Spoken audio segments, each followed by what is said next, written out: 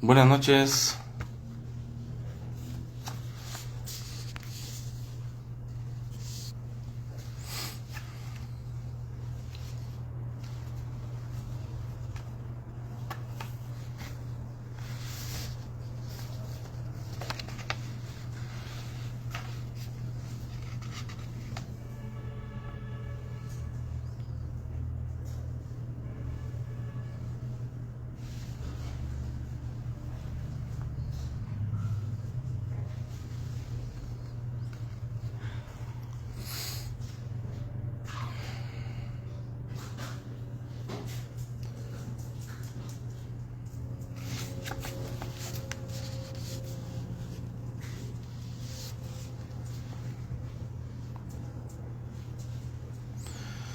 Muy buenas noches, bienvenidos.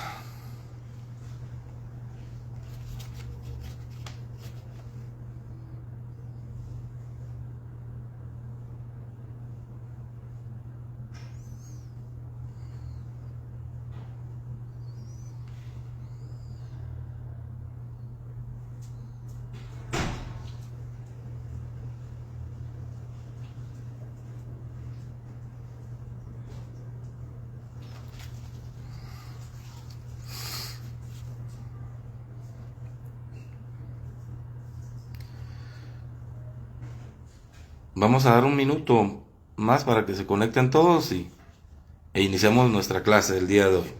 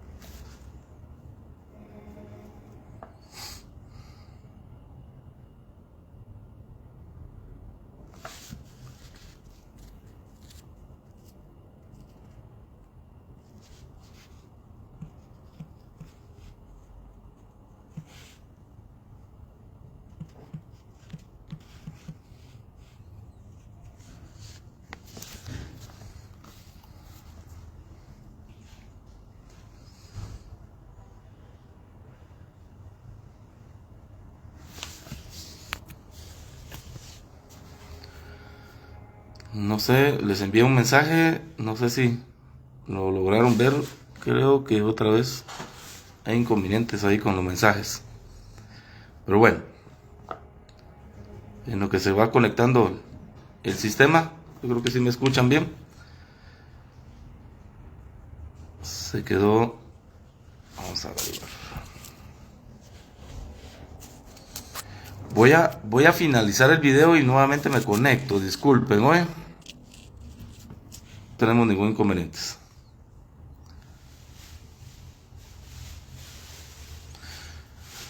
Muy buenas noches. ¿Qué tal, Carla? Buenas noches. Gracias para los que me habían saludado anteriormente. No me aparecían los mensajes. Sean bienvenidos. Vamos a iniciar de una vez con la clase, por favor, el día de hoy. ¿Qué tal, Yeyo?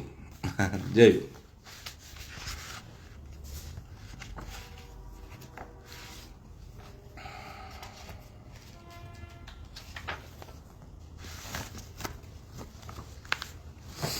Por favor, lo que quedó pendiente de la página 50 a la 60. ¿Qué tal, Adela? Por favor, tomen lectura, como lectura nada más, por favor, ¿verdad? Pero sí estudienlo, léanlo.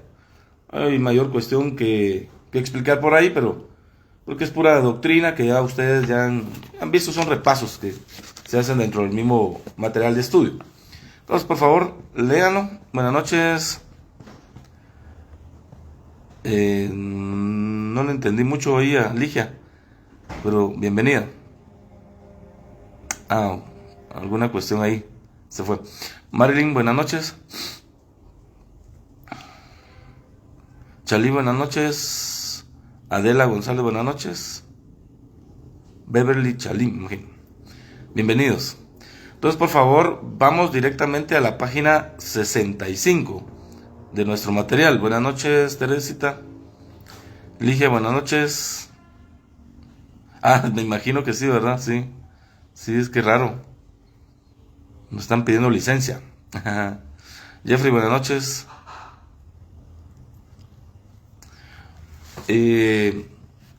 Las disculpas del caso por el día jueves, un inconveniente familiar ahí, ¿verdad? El fallecimiento de un familiar y por eso no pude estar. Entonces, las disculpas del caso, pero estamos por acá otra vez y gracias por la comprensión y el apoyo al licenciado Calmo, Andrés Calmo.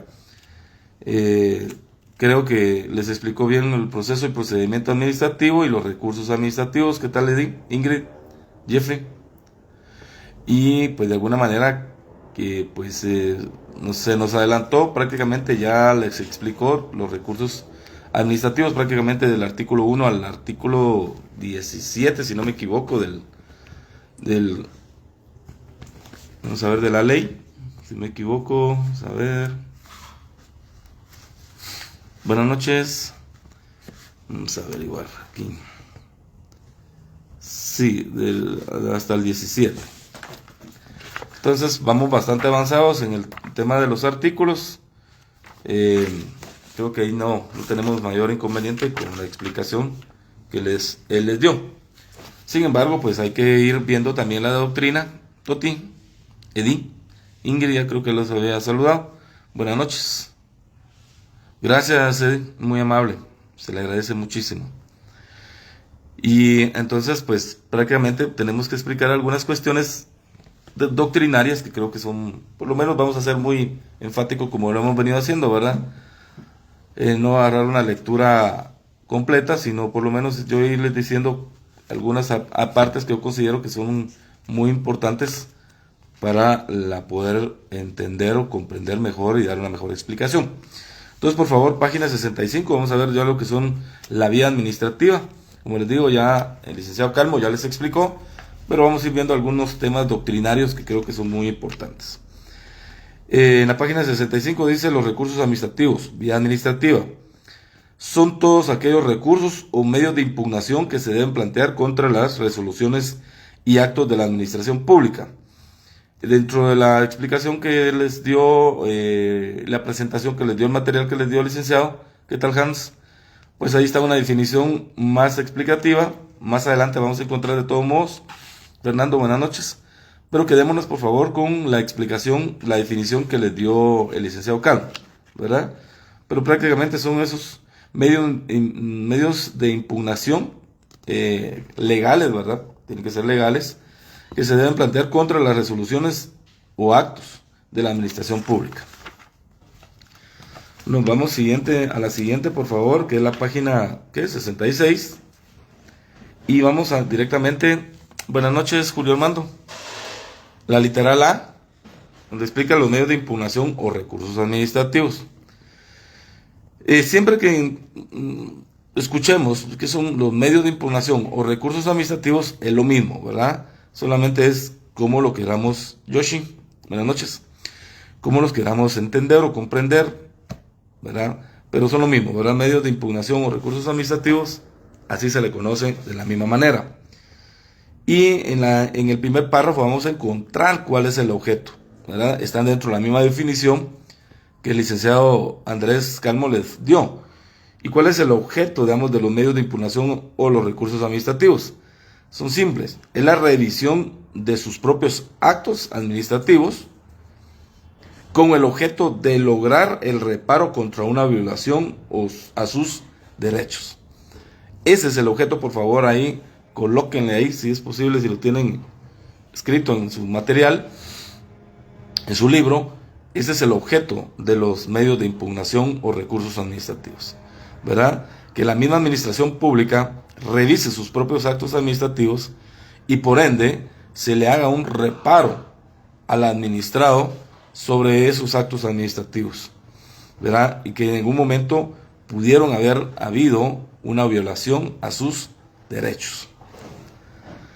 Luego, pues nos vamos al tercer párrafo, por favor, donde dice el recurso administrativo, dice Gavino Fraga, Es un medio legal, debe ser un medio legal. Definitivamente, porque es un medio legal, la misma norma lo tiene que establecer. Y si lo vemos nosotros en la ley, ¿verdad? Como ya lo vieron, está establecido en el artículo 7 y 8, vamos a ver.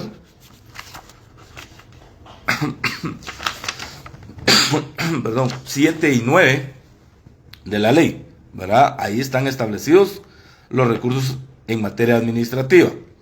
Más adelante tal vez no vamos a entrar en detalle ahorita, pero también algunas entidades autónomas o descentralizadas que tienen sus propias normas, pues también ellos de alguna manera tienen reconocidos sus recursos o medios de impugnación. Entonces, pero en lo que es la ley de los contenciosos administrativos están establecidos en el artículo 7 y 9. Entonces quiere decir que están legitimados. Hay una norma, hay una legalidad, no son ilegales.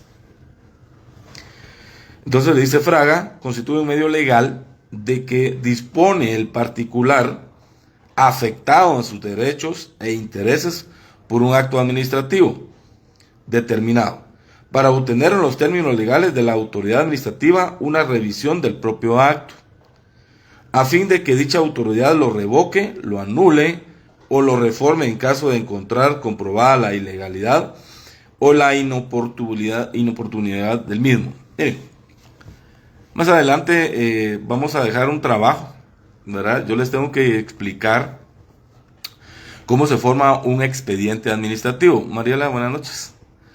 Tenemos que comprender que para que pueda haber un medio de impugnación o un recurso administrativo, pues debe de conformarse un expediente administrativo, ¿verdad? Los actos administrativos, es decir, las resoluciones o acuerdos que se emiten por parte de la administración pública, no pueden establecerse bajo la tutela de un expediente administrativo. Tiene que existir un expediente administrativo. Tiene que haber el derecho de petición o la misma administración pública de oficio conformar este expediente. Entonces, vamos a empezar, digamos, desde ya, vayan anotando, que vamos a ir conformando un expediente administrativo, y este mismo expediente administrativo como trabajo nos va a servir a cada uno de nosotros para ir de alguna manera ver cómo se hace el acto administrativo, si es una resolución administrativa o si es un acuerdo, y desde ese momento pues vamos a ver, digamos, qué recurso cabe sobre ese mismo expediente administrativo, si lo vamos a impugnar ese acto administrativo. Posteriormente vamos a ver cuál es el proceso para resolver el recurso administrativo o el medio de impugnación. Posteriormente se tiene que emitir el otro acto administrativo, si es un recurso revocatorio o un recurso de reposición, ¿verdad? Se tiene que emitir esa resolución de la máxima autoridad. Elena, buenas noches. Y posteriormente pues vamos a ver ya lo que es el proceso contencioso administrativo, y posteriormente también en lo que es el amparo dentro del mismo expediente administrativo.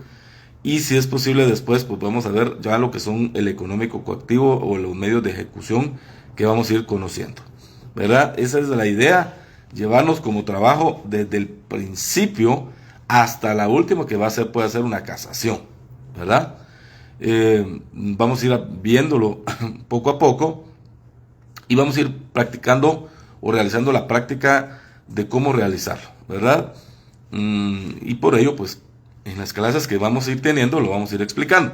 Posteriormente, los recursos que se conocen, otros recursos como por ejemplo la Universidad de San Carlos, pues lo vamos a ver en diagramas prácticamente, ¿verdad? Las entidades autónomas, como lo es el IX, los recursos que se conocen en materia tributaria, aduanera y administrativa de la Superintendencia de Administración Tributaria.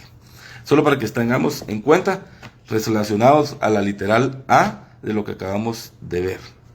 Entonces, por favor, ahí están lo explicado en la literal A, ¿verdad? Luego, si nos vamos a la página 67, ¿verdad? Y nos vamos a donde dice de pronto, si nos podemos ubicar ahí, es en el segundo párrafo de la página 67, dice, cabe distinguir los recursos en el procedimiento administrativo y en el proceso judicial.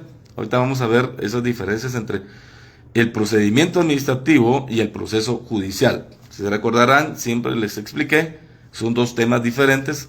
En la administración pública conocen los procesos, o le denominan a los procedimientos administrativos como procesos administrativos. No, ¿verdad? Son procedimientos administrativos. y el proceso es puramente judicial.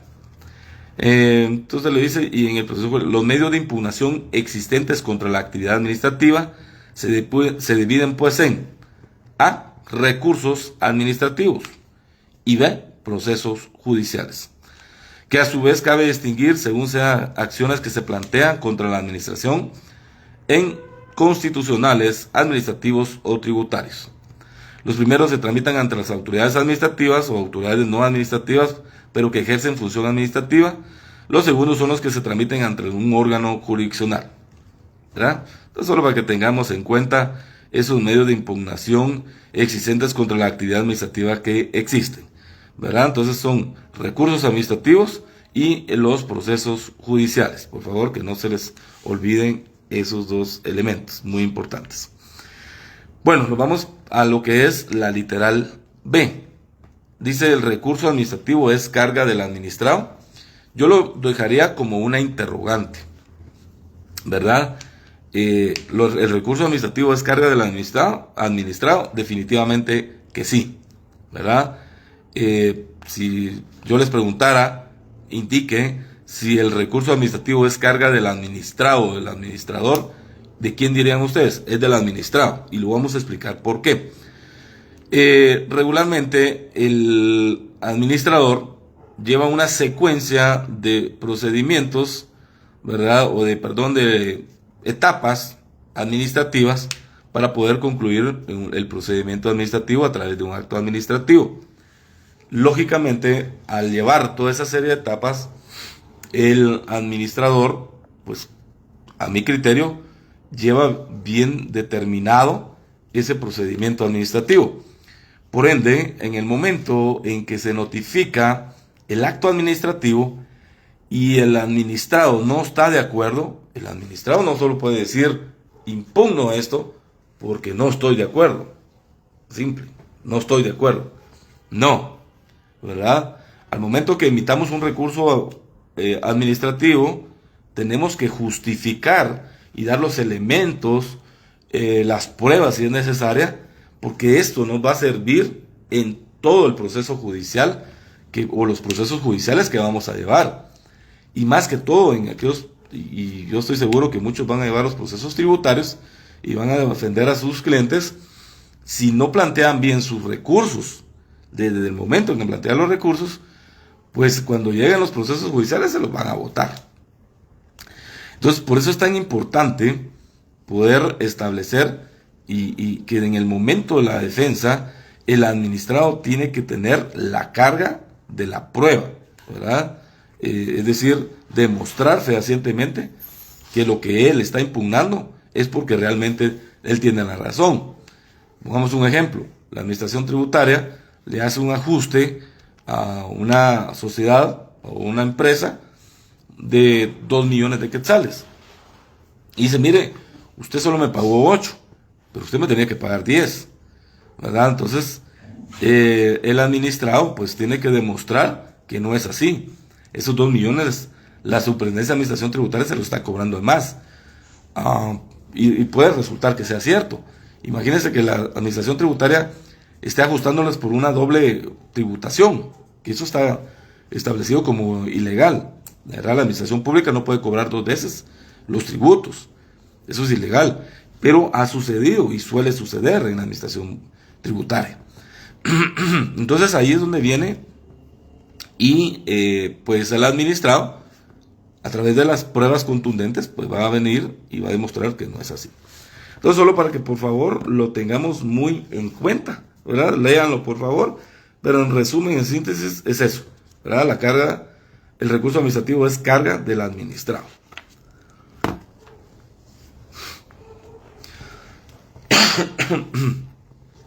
Si gusta, nos vamos a la página 68. En el segundo párrafo, en donde indica que previo a acudir a la vía judicial, como ya lo manifestamos, dice: la resolución debe causar estado. Este término, causar estado, yo creo que ya se los he explicado, ya usted ya lo sabe. Es cuando la resolución o el procedimiento administrativo, ya no tiene ningún recurso pendiente de resolver. O simple y sencillamente, por estas dos causas, no se les olvide por favor, es cuando el administrado pues pasa o termina el plazo establecido en la norma, que son 5 días, para interponer recursos. Estamos hablando de un recurso administrativo establecido en la ley de lo contencioso administrativo, y el administrado pues no plantea ningún recurso correspondiente. Es decir, acepta la resolución tal como es, ¿verdad? En ese caso, ¿no? La resolución causó estado, ¿verdad? O en su caso, como les decía, que impugne este derecho, pero que en algún momento, pues, la revocatoria o la reposición se le declaran sin lugar. Ahí ya causó estado el acto administrativo. Entonces, de esa manera, ¿verdad? Al momento en que planteamos los recursos administrativos, y de alguna manera se nos resuelven esos recursos administrativos en el sentido negativo, pues entonces ahí es la única forma para iniciar el proceso judicial como tal. Vamos a ver también lo que se le denomina el silencio administrativo, que lo vamos a resolver en otras instancias, pero que de alguna manera también pues existe un plazo legal, ¿verdad? Que la misma Constitución y la misma ley establece, en donde la administración pública debe resolver y no se resuelve, ¿verdad? Entonces en ese caso pues se puede plantear el amparo, que también lo vamos a conocer. Entonces en ese caso,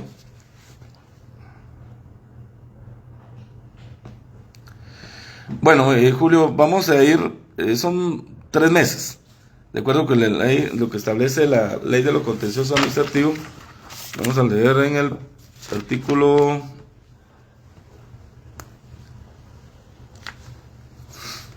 18, vamos a ver 19, vamos a ver, vamos al 19, vamos a ver,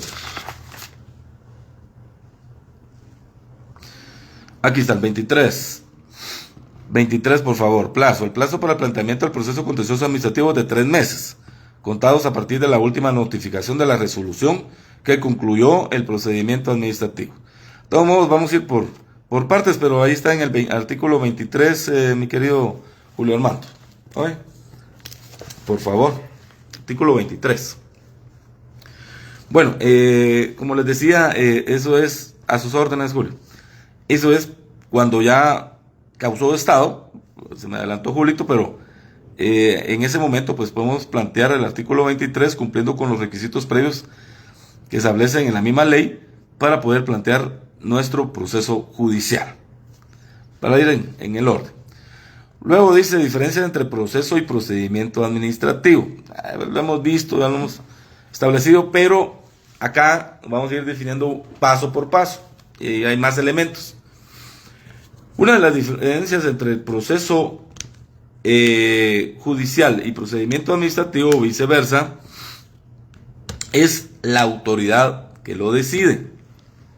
En el proceso judicial, ¿quién va a decidir la resolución del proceso? Pues es un tercero, es un tribunal, ¿verdad? Que sin tener interés dentro del mismo o dentro del litis, dentro del pleito, dentro de la contienda o dentro de el desacuerdo, pues es el que va a resolver. Sencillo. Mientras que en el procedimiento administrativo será la autoridad, si es un recurso revocatoria, será la misma autoridad que conoció o emitió la resolución, la que va a establecerle a su máxima autoridad que de alguna manera pues el administrado no tiene la razón. Sin embargo, será la misma institución la que resolverá el recurso correspondiente, sea el recurso revocatoria o sea el recurso de reposición, ¿verdad? Es la misma institución que estableció el acto administrativo, pues la misma institución es la que va a resolver. Esa es una de las grandes diferencias. Lógicamente, pues acá dice, quien resuelve es en un principio un agente público administrativo, así lo denomina el autor, pero realmente es la máxima autoridad, ¿verdad?, de la institución, la que va a resolver.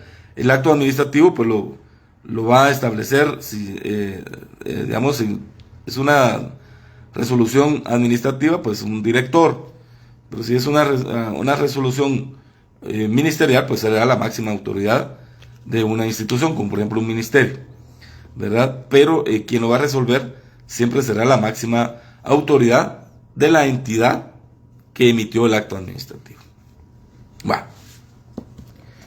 Luego dice la segunda: función que ejerce es competencia administrativa y con ella decide sobre los recursos y procesos. En el proceso o acción jurisdiccional, el tribunal ejerce función jurisdiccional, ya lo explicamos, ¿verdad? El juez, corte o tribunal colegiado. En el procedimiento administrativo, su resolución implica ejercicio de función estrictamente administrativa. Entonces, entre otra diferencia, uno es que tiene jurisdicción judicial, ¿verdad? Tiene jurisdicción, una función jurisdiccional, y el otro ejerce una función administrativa, ¿verdad? Eso es en base a la función que ejerce competencia administrativa. Número 3. Carácter en que actúa quien decide. En el caso, dice, del proceso, es un tercero imparcial. Como les decía, ¿verdad? Es el juez o es el tribunal que sin tener tener pues, parte en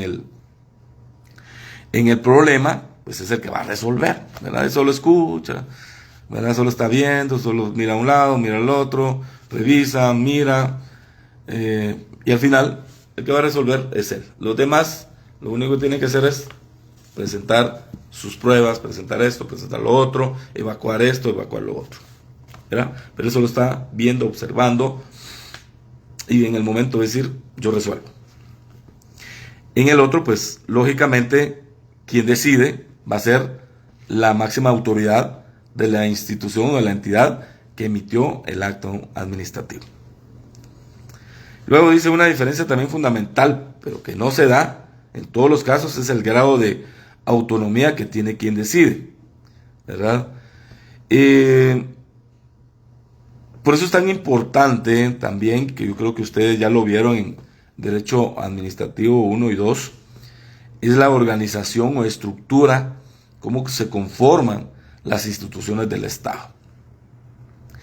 Y les digo esto porque en algunos casos, en una pregunta que hacía yo en materia administrativa, les digo, mire, ¿quién es la máxima autoridad de la Superintendencia de Administración Tributaria? ¿Verdad? Y muchas de las respuestas fue el Superintendente de Administración Tributaria. ¿Verdad? Hay un órgano colegiado, ¿verdad?, que es la máxima autoridad. Entonces, no es el Superintendente de Administración Tributaria, hay un directorio, ¿verdad?, que es el que va a ejercer la máxima autoridad. Luego en otra, ¿verdad? Y de verdad es cierto, créanmelo. Por eso es tan importante conocer la organización administrativa de las instituciones. ¿Quién es la máxima autoridad del municipio o de la municipalidad? El alcalde, ¿verdad? Hay un consejo municipal que es el que es la máxima autoridad. Entonces, sí debemos conocer al momento que vamos a conocer los recursos administrativos, ese carácter de quién va a actuar, ¿verdad? Porque quién va a resolver, ¿verdad? Entonces, muy importante eso, porque si no podemos interponer mal nuestro recurso, nuestro medio de impugnación, y no lo van a rechazar. Por favor, esa es parte de lo que vamos, pues por lo menos de forma general vamos a hacer un repaso, pero yo creo que esto sí es bueno que ustedes ya lo vayan viendo. Luego viene la extensión del control ejercido y legitimación. Dice el profesor Gordillo, en un caso, el control es de legitimidad y considera objetivamente la conformidad a todo el orden jurídico, incluso cuando no afecta los derechos del individuo o éste no los ha reclamado. Por ejemplo, el caso de una lesividad, ¿verdad? Aquí no hay un individuo, un administrado que vaya a ejercer algún derecho, ¿verdad? Pero igual el control ejercido y la legitimidad la va a tener siempre la autoridad administrativa. Entre la misma autoridad administrativa va a ejercer un acto reclamado de legitimidad, de legalidad, de abuso, no sé, ¿verdad? Y eso lo va a hacer la misma autoridad que emitió este acuerdo o este acto, la misma autoridad va a interponer esta ilegalidad, por poner un ejemplo.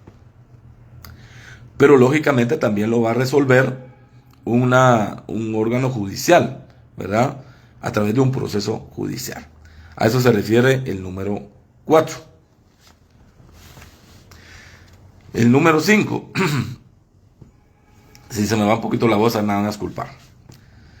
Facultades procedimentales del órgano decidente. En el caso, por ejemplo, de las sentencias, cuando hablamos de decidente es que esta no puede ser, o no la puedo cambiar por un simple hecho de quererla cambiar. En el caso digamos, de las sentencias, pues ya emitida la sentencia, pues ya no hay forma de revocarla, ¿verdad? De oficio, pues, al menos que sea a través de una apelación o de algún proceso judicial como tal. Mientras que en el procedimiento administrativo yo todavía la puedo revocar de oficio, si esta no ha causado estado, ¿verdad? Es decir, no ha sido impugnada o no ha sido consentida. Yo la puedo, tengo la facultad como autoridad superior de poderla revocar de oficio, ¿verdad? Mientras que en el caso del proceso judicial, ya la sentencia ya no se puede, ¿verdad? No es posible, no es posible. Aquí habla de algunos ejemplos el maestro, pero en síntesis esa es la diferencia, ¿verdad? Esas facultades procedimentales del órgano decidente. Siempre, por favor, lean lo demás. Luego viene la naturaleza del acto que decide el recurso y el proceso, los efectos que produce. Dice, en un proceso judicial se trata de una sentencia que cuando está firme produce cosa juzgada, ¿verdad? Una sentencia, por favor, produce cosa juzgada. Veámonos, ese término, no se nos olvide. Mientras que en el procedimiento administrativo de un acto administrativo produce efectos jurídicos. Uno es cosa juzgada y el otro es efectos jurídicos. Esa es en síntesis la naturaleza entre uno y el otro. Por favor. Luego en el numeral 7 habla de la estabilidad de la decisión.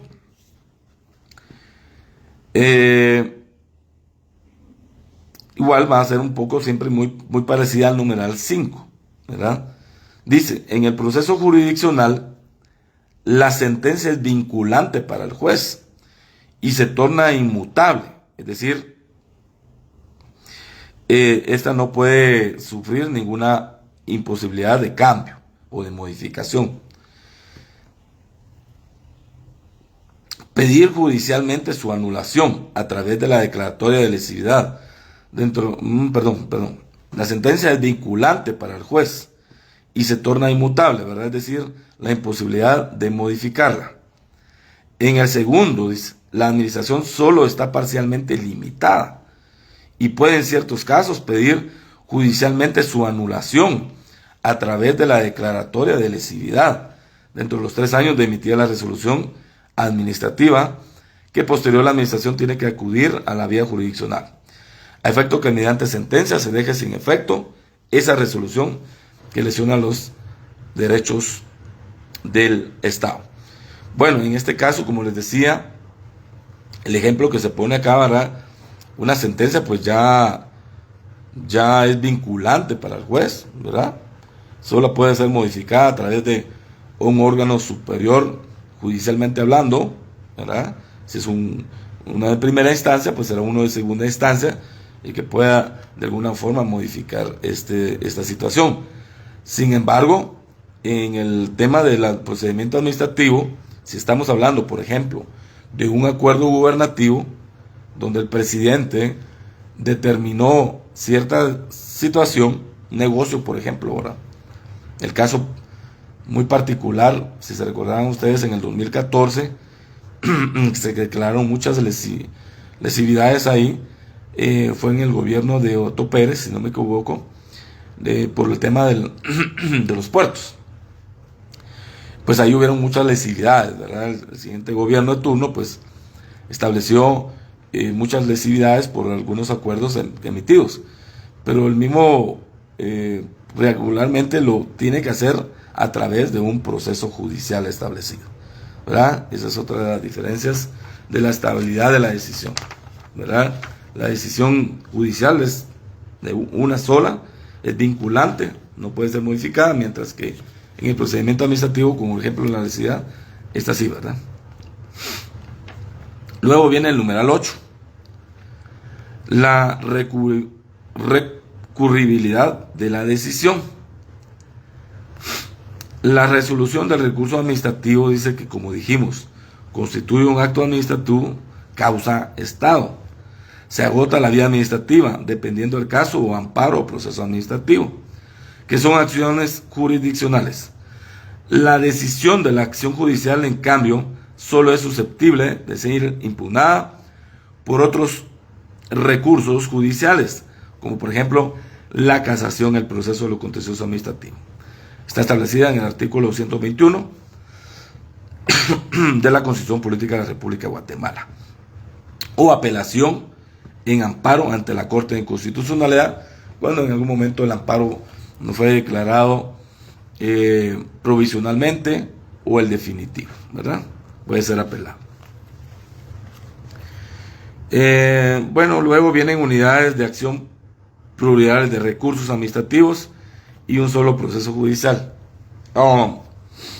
Es lo que les explicaba, ¿verdad? Existen pluralidad de procedimientos administrativos, pero solo existe un proceso judicial, ¿verdad? Esa es la gran diferencia también. El caso que les explicaba, vamos a ver algunos procedimientos administrativos, luego de algunos recursos administrativos que se conocen por entidades autónomas descentralizadas, como el caso, como les decía, la Universidad de San Carlos, el IX, la misma Superintendencia de Administración Tributaria, que tiene 3, ¿verdad? Entonces hay una pluralidad de recursos, mientras que solo existe un proceso judicial. Lo demás, pues, ya lo van leyendo ustedes. Luego el 10, la onerosidad en el proceso y la gratuidad en el procedimiento. Bueno, si se recordarán, uno de los principios del procedimiento administrativo es que es gratuito, ¿verdad? Es decir, no van a ser condenados si se resuelve en definitiva un recurso administrativo. La administración pública no multa, por poner un ejemplo, o costas dentro del procedimiento administrativo. Caso contrario, dentro del proceso judicial sí existen costas judiciales, ¿verdad? Eso es la diferencia entre la gratuidad del proceso y del procedimiento. Luego, en el numeral 11, pues también otra diferencia es que dentro del proceso judicial obligatoriamente tiene que haber la intervención de un profesional. Ahí es donde está lo bonito, ¿verdad? Es decir, obligatoriamente debe de intervenir un profesional en el derecho, es decir, un abogado y notario, para poder defender el proceso judicial, mientras que en el procedimiento administrativo no. Hoy en día, pues igual, como les decía, a los procedimientos administrativos, pues ha culminado y se presenta el recurso administrativo, debe ser sencillo, ¿verdad? Otro de los principios es, la sencillez, pero últimamente, como les decía, va a depender mucho qué tipo de recursos que vamos a plantear. Lo que se hace es que de una vez se va acompañado de los profesionales. Por ejemplo, en materia tributaria o aduanera, pues se requiere de un profesional del derecho, pero también de un profesional, un auditor, por ejemplo, un auditor tributario, o un profesional, un aduanero, que conozca, ¿verdad? ahí sí es necesario, pero regularmente son muy raros esos procedimientos, donde debe haber la intervención profesional. Regularmente no existe. Allá está la asistencia. Muchas gracias. Si gustan, diferencia entre proceso y procedimiento. Proceso judicial y procedimiento administrativo, por favor. Voy a dar 2 minutos. Así descanso un poco la garganta.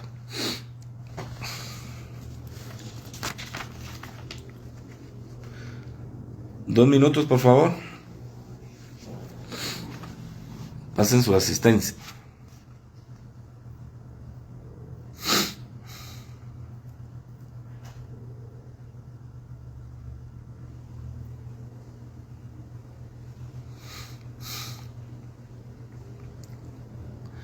A sus órdenes.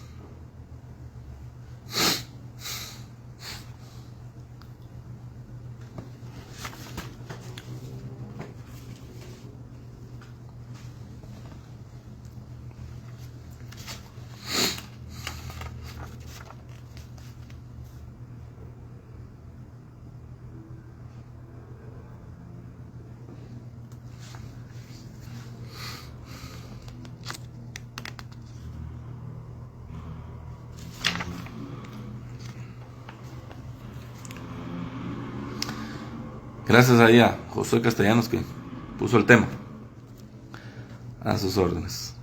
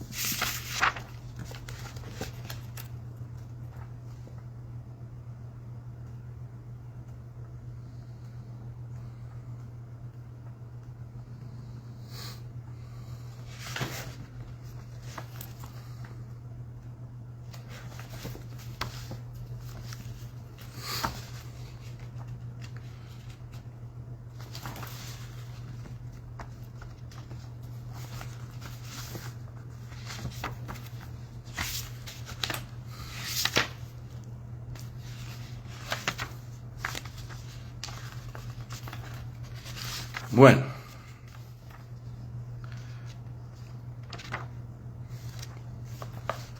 ¿estamos listos?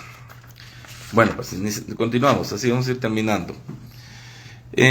Como les decía, el número 11, el número 12, dirección del proceso y del procedimiento vamos a entrar mucho, pues ya sabemos quién tiene la dirección, ¿verdad?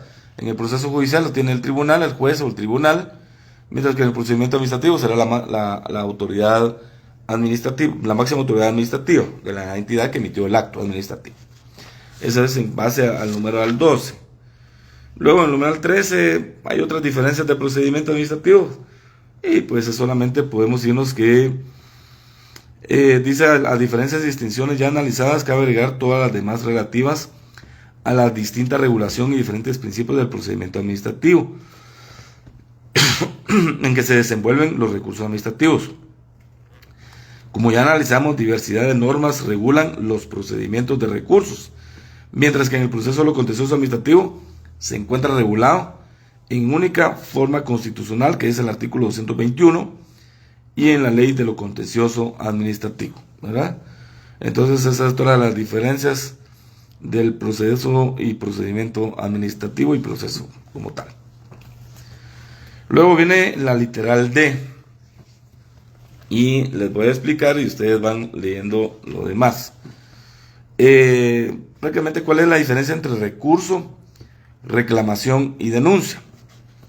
Y les voy a hacer en breve, prácticamente, pues en la doctrina, el recurso, reclamación y denuncia, pues ahí lo van a ver. Les voy a poner en la práctica, ¿verdad? En la práctica administrativa.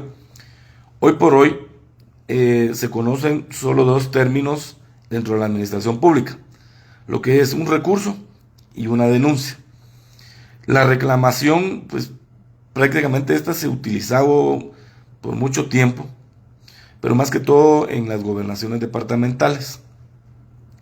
¿Verdad? No sé, hoy, no sé si todavía en las gobernaciones departamentales se utiliza este tema de reclamación.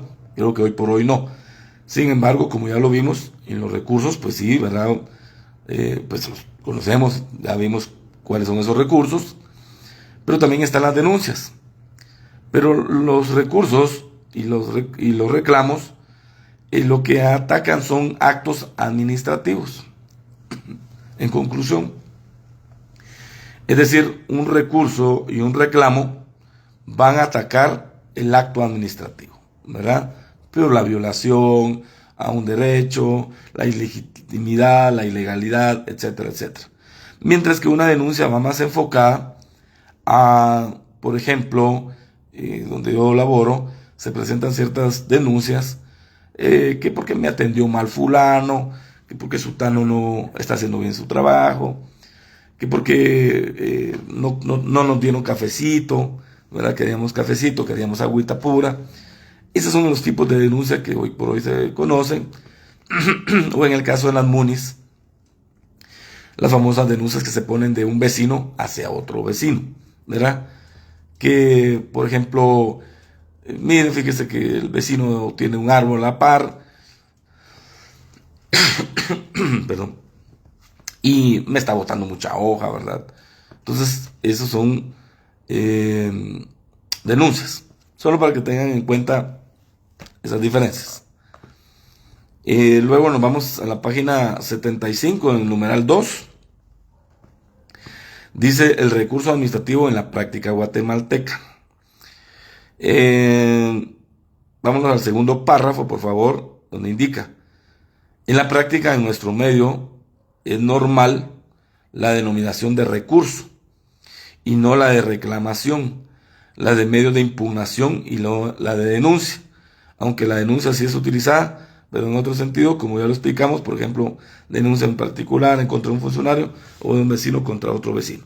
Entonces, solo para que lo que les acabo de indicar, ¿verdad? Solo están repetitivos. Luego nos vamos a la página 76. El recurso es un derecho. Definitivamente, algo que lo voy a explicar así muy resumido. Hoy por hoy, los recursos administrativos es un derecho, pero realmente es un derecho, le llamo Efraín, por favor, no lo vayan a malinterpretar, lo he dicho siempre y lo he asumido con toda responsabilidad. Los recursos administrativos solo se utilizan por dos aspectos. Desafortunadamente, muchos lo utilizan para atrasar un acto administrativo. Y esto es mal utilizado, por ejemplo, en la administración tributaria, ¿verdad? Por eso es que a veces la misma administración tributaria tiene que buscar. Muchas gracias. Gracias, Larita. Vamos a tomar ahorita. Lo vamos a hacer. Gracias. Que está un poquito afónico. Les decía, hoy por hoy los recursos administrativos son mal utilizados en la administración pública, en el caso, por ejemplo, de la administración tributaria, para retardar el cobro de los tributos, ¿verdad? Y hay procesos judiciales que están ahí muchos tiempos y ya no. Primero se desaparecieron las empresas o las sociedades. No, Nelson, gracias. Ya está, miren, puro cachito. Les decía, no me interrumpan ustedes, que es mal utilizado el recurso administrativo. Y en algunos casos, pues también en la administración tributaria, Miren, al final, ustedes plantean los recursos administrativos en la administración tributaria y les voy a decir algo. Del 100% de recursos que yo he visto en la administración pública, tal vez un 1% se ha resuelto favorablemente. Pero de igual forma, si queremos llegar al proceso judicial, tenemos que agotar la vía administrativa. Así de sencillo. Si no, no podemos proceder a la vía judicial. Entonces, ese es un derecho, definitivamente, pero es mal utilizado. De hecho, la administración tributaria, hoy lo que están utilizando es el método de denuncia penal. Ya no hacerlo por la vía administrativa. Les es más efectivo, ¿verdad?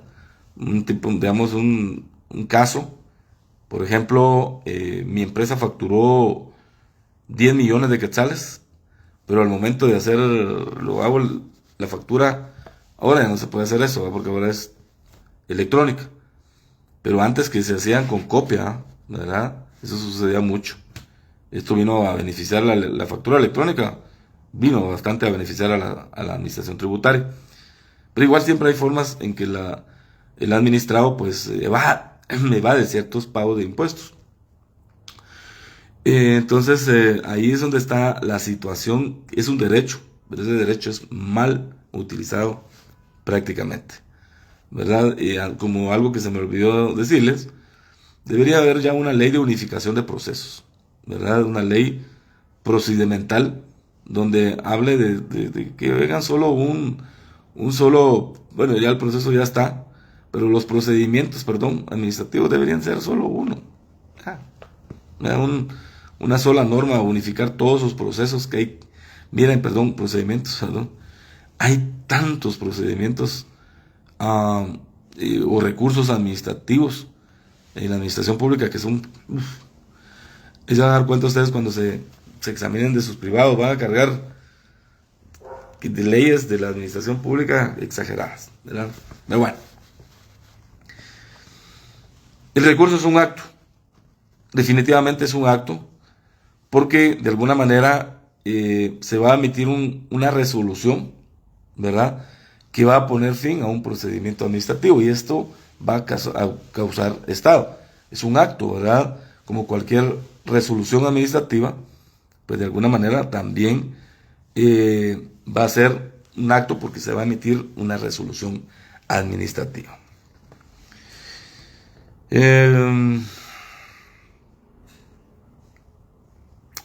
Luego viene el numeral 3, el recurso es un medio de defensa, ¿verdad? Como les digo, en algunos casos, por eso es tan importante cuando desarrollamos nuestro recurso, poderlo desarrollar bien, porque este va a ser un medio de defensa en el proceso judicial, ¿verdad? Y tenemos que determinar o defender ese acto administrativo que nos está violando algún derecho. Entonces tenemos que plantear el recurso con un medio de defensa bien establecido. Muy importante, muy importante. En ese caso, dice Gordillo en el último párrafo, las últimas dos líneas, en tal sentido dice: el recurso es un medio, concretamente un medio de defensa de los derechos del individuo ante las autoridades públicas, ¿verdad? Por eso es un medio de defensa.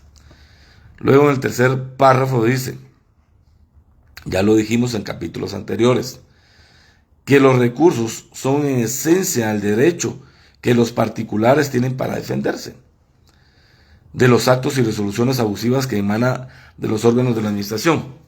Hay que tenerlo como un principio fundamental del procedimiento, puesto que impugnar es defenderse de la función administrativa, sea o no a través de los recursos, una mera garantía para los particulares de conseguir de la administración la revocación, modificación de una resolución o un acto administrativo que les afecta.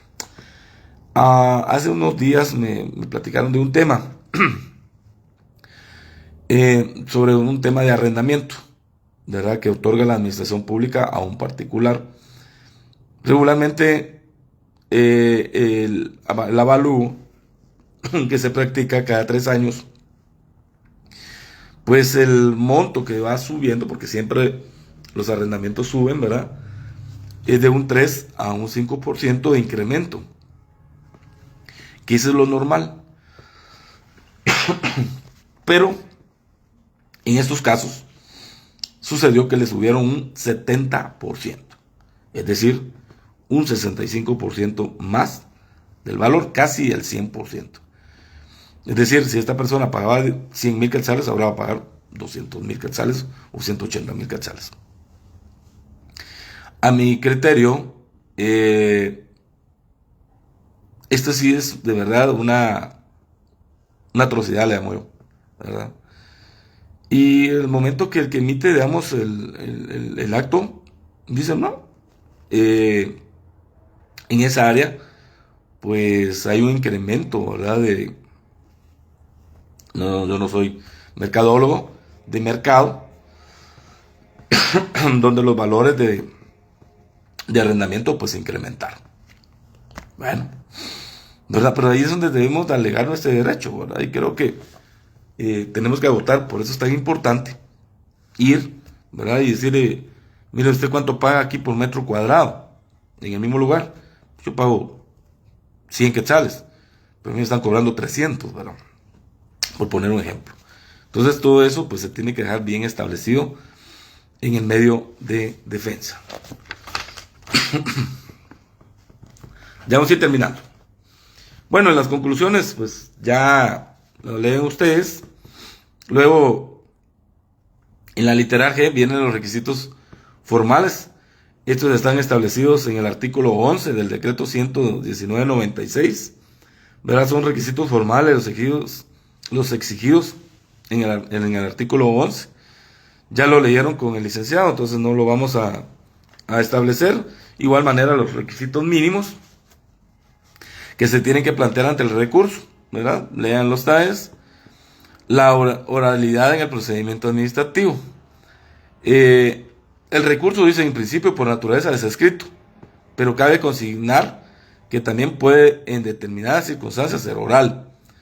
Por ejemplo, en la relación de función pública, el único caso que se contemplaba en el anterior Código Municipal derogado se trataba de la interposición del recurso de apelación en la vía administrativa municipal en el preciso momento de la notificación. Hoy en día esto de la oralidad no se da, ¿verdad? No es como en el proceso judicial, ¿verdad? Que algunos procesos, como ejemplo los procesos judiciales civiles que son orales, en el procedimiento administrativo tiene que ser, pues no es oral, ¿verdad? Se contemplaba en algún momento, sí, pero no. En cambio, la regla de escritoriedad, pues sí, es un requisito muy esencial, debe ser escrito, ¿verdad? Todo recurso de impugnación, un medio de impugnación, debe ser como regla general por escrito, ¿verdad? En el proceso judicial, pues lógicamente también debe ser por escrito. Luego viene la página 80. Papel, dice. Cualquier tipo de papel es admisible para la presentación de recurso, incluso cualquier color de papel. Tampoco, ahora no vamos a presentar un recurso en papel lila, por ejemplo, a ustedes. Un papel rosa. Pues no estoy siendo discriminativo, solamente creo que pues tenemos que tener mucho cuidado, ¿verdad? Regularmente es en hojas normales, ¿verdad? Tamaño oficio, regularmente lo hacen en tamaño oficio, papel bond, y pues con las reglas de los márgenes correspondientes. Pero realmente no hay ninguna cuestión que obligue a que deben de ser en este tipo de papel, pero a mi criterio, pues no, ahora no. Tenemos que ser también un poquito formalistas en ese aspecto. Aunque la ley no lo establece, pues lo debemos de hacer. Y el idioma, lógicamente, tiene que ser en español, ¿verdad? No debe ser, en el caso de Guatemala, pues es español, ¿verdad? Si es en otro país, en Estados Unidos, pues que sea en inglés, pero aquí no, ¿verdad? Esa es una regla de escritorio, de que debe ser el idioma que se establece en el país. Y me dice usted, mire, Lick, ¿y qué pasa si, por ejemplo, hay idiomas mayas que pues ellos no pueden escribir? Pues lógicamente ahí sí tiene que haber algún traductor que puede hacer el papel de traductor y poderlo traducir al español, ¿verdad? Porque así se establece, ¿verdad? La firma, lógicamente, tiene que llevar una firma el documento, ¿verdad? No podemos presentar un recurso, memorial de un recurso, si no va firmado por la parte que, digamos, la persona que está afectada o el que se está alegando el derecho, ¿verdad? Hoy en día hay ciertas entidades que ya están optando por la firma electrónica, pero la firma electrónica única y exclusivamente es para el acto administrativo. Pero lo que son los recursos, sí tiene que ser firma legible, ¿verdad? Con todas las distinciones que tiene que tener su firma. Pero sí es un elemento natural y esencial para plantear el recurso. Y lógicamente, pues la presentación del memorial en el plazo establecido y el cuidado de ante quién lo vamos a presentar, ¿verdad? También el número 9, el recurso debe indicar nombres, apellidos, residencia, domicilio recurrente. Aquí lo explica, cuando hagamos ya un recurso en la práctica, pues vamos a establecer la parte del encabezado, todos estos elementos que son bien importantes. Bueno, yo creo que mejor lo dejamos acá, por favor. Numeral 10, lo vemos en adelante el día jueves y vamos a ver toda la explicación de la doctrina, lo vamos a ir viendo y hasta donde lleguemos yo creo que ya hay calendario para el examen, entonces hasta donde lleguemos pues ahí vamos a hacer nuestro primer examen. No, no, hoy mañana es miércoles, tenemos que madrugar a trabajar. Gracias por los consejos, pero no, ahorita vamos a tomarnos un tecito de manzanilla con mielita. Muchas gracias, gracias, siempre gracias Adela. Gracias Carla, igualmente les deseo feliz noche a todos y nos vemos el día jueves. Por favor, gracias igualmente Julio, Dios les bendiga. Pasen feliz noche y nos vemos, si Dios lo permite, el día jueves. Feliz noche.